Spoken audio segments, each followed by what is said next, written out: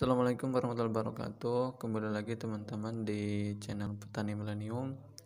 Kali ini saya akan melanjutkan sedikit share ilmunya yang tertunda ya. Saya ulas sedikit dari minggu lalu atau video sebelumnya, itu saya menjelaskan tentang pengaplikasian JPT berbahan aktif Paclobutazol. Nah, yang selanjutnya teman-teman, ini menurut versi saya sendiri. Jadi untuk setiap petani mungkin mempunyai versi dan teknik tersendiri. Nanti saya akan jelaskan beberapa perlakuan dan apa alasannya. Setelah penggunaan Paclobutazol ini kan bisa diaplikasikan di akhir ataupun di awal bulan Februari. Yang selanjutnya nanti disusul setelah 2 sampai 4 minggu. Nah, nanti untuk aplikasian kan 2 sampai 4 minggu itu bisa di pertengahan Februari. Kalau penggunaan Paclobutazol di awal berarti nanti nunggu pertengahan. Kalau di akhir nanti ada di awal Februari.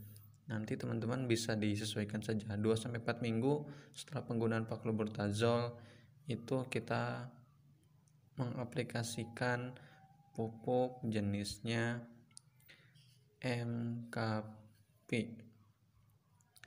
atau kita juga kadang menggunakan untuk saat ini KNO3. Ini sama-sama jenis pupuk yang menurut saya mempunyai kandungan kaliumnya itu tinggi.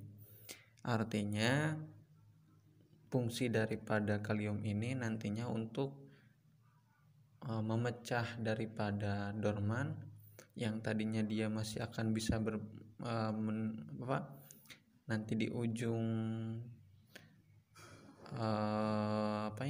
ranting ini harusnya full pucuk, nanti dia akan muncul bunga. Selanjutnya fungsi daripada kalium juga ini untuk pembungaan, inisiasi pembungaan, dan juga memperbanyak pentil buah yang nantinya akan menghasilkan buah lebih banyak. Nah, ini dia pengaplikasinya 2 atau 4 minggu ya teman-teman.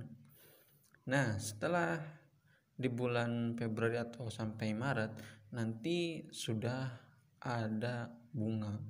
Kita hitung sampai 3 bulan saja. Nah, di sini teman-teman, kalau di sini mau pengaplikasian pengendalian hama penyakit pun juga bisa pengendalian ya. Pengendalian hama penyakit atau menggunakan pupuk susulan itu menurut versi teman-teman masing-masing selaku petani. Tapi usahakan jangan menyemprot tanaman mangga ketika berbunga. Nanti akan menyebabkan perontokan bunga dan juga gagalnya persilangan ya yang dilakukan oleh serangga. Usahakan penyemprotan bunga mangga itu ketika sudah benar-benar sudah diambang ekonomi. Artinya ketika teman-teman saya ingin melakukan penyemprotan pengendalian hama penyakit tapi ketika berbunga, nah itu teman-teman bisa lakukan ketika benar-benar penyerangannya itu sudah sangat fatal. Jadi ketika tidak ada penanggulangan atau pencegahan, itu akan menyebabkan gagal panen. Itu baru ada penyemprotan.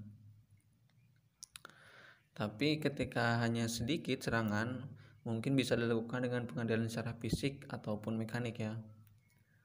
Karena proses pembungaan akan sangat terganggu ketika penyemprotan dengan bahan kimia. Nah, karena kan 3 bulan itu dari mulai bunga sampai berbuah dan siap panen, mungkin agak lebih sedikit. Di bulan ini nanti kita kan sudah bisa panen nantinya. Ini yang dikatakan dengan off season ya.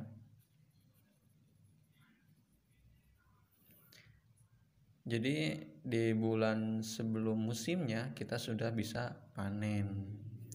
Nah, untuk perlakuan selanjutnya, nanti untuk teknik pemanenan yang menggunakan metode UHDP nanti akan saya buat lagi videonya untuk pemanenan.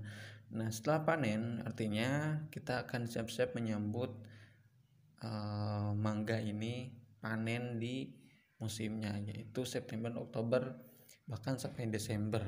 Nah, yang artinya nanti akan bisa lanjut ke bulan Januari, Februari. Nah, perlakuannya masih tetap sama. Di Juli ini kita sudah melakukan pemangkasan lagi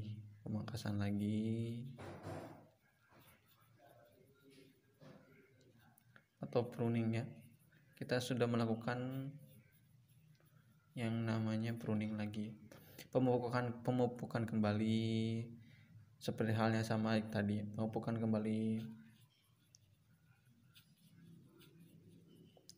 Terus kita pengaplikasian JPT lagi. Nah, yang nantinya udah berbunga.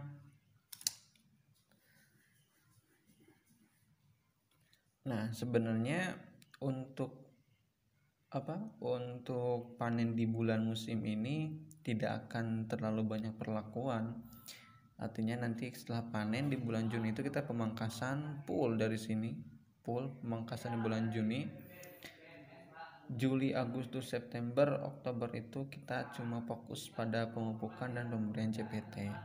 Nanti si mangga ini akan berbunga kembali 1, 2, 3 sampai bulan November, bahkan sampai bulan Desember nantinya. Jadi perlakuannya masih tetap sama. Jadi kembali lagi seperti bulan November kita ada pemangkasan, sanitasi, pemberian pupuk lagi NPK, Paclobutazol, terus sama halnya nanti diberi MKP lagi atau KNO sampai di off season dan menuju ke panen musim. Nah, kenapa ada off season? Karena sesuai dengan tujuan yang atau video yang pertama, supaya nantinya harga dan kebutuhan mangga ini tetap stabil, tidak adanya inflasi atau penurunan yang sangat drastis ya teman-teman. Nah, itu mungkin yang bisa saya sampaikan untuk sharing tentang jadwal pemeliharaan daripada mangga sesuai dengan off season dan pada musimnya. Sebenarnya semua petani mangga itu punya versi masing-masing. Jadi teman-teman tidak bisa terpaku dengan satu sumber. Bisa kalian cari lagi, dari sini dengan versi seperti ini ada lagi, dan bahan penggunaan pupuk juga berbeda-beda. Nah, itu yang bisa saya sampaikan. Terima kasih. Nice. Salam petani milenium.